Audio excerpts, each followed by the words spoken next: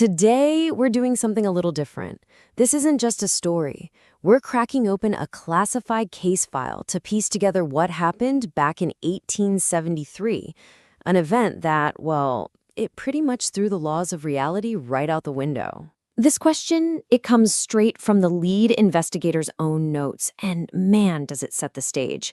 It gets right to the heart of it, ambition, the thirst for discovery, but also that chilling idea that maybe, just maybe, some secrets are buried for a very, very good reason. All right, so let's open the file.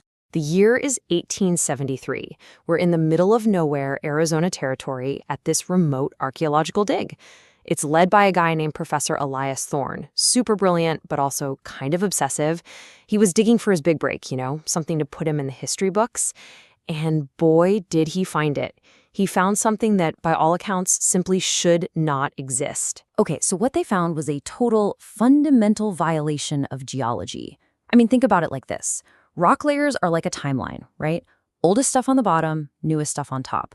What Thorne found was Ordovician rock, we're talking 485 million years old, sitting on top of Permian rock, which is only 252 million years old.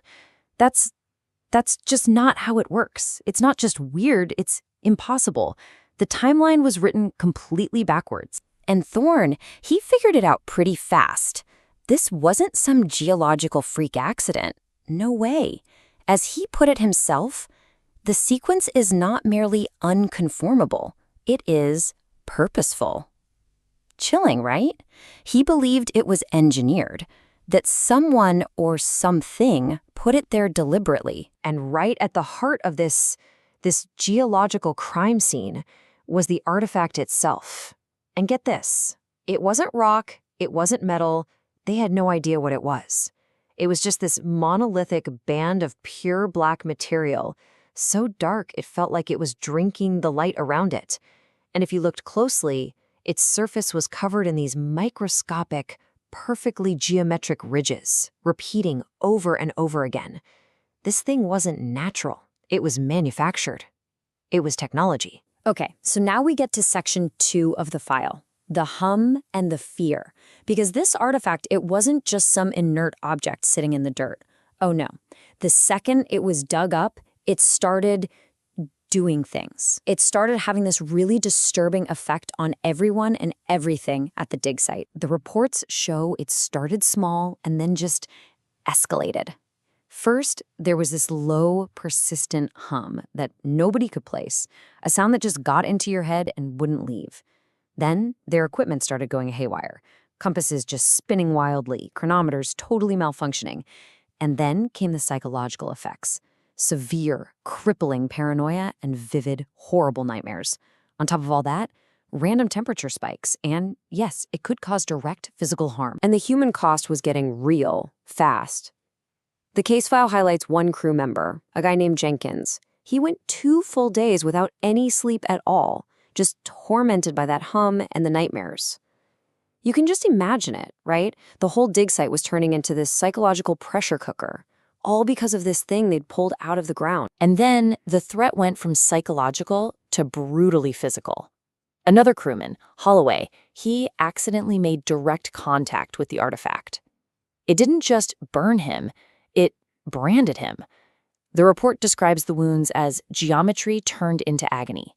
The exact same microscopic patterns from the artifact's surface were seared right into his skin.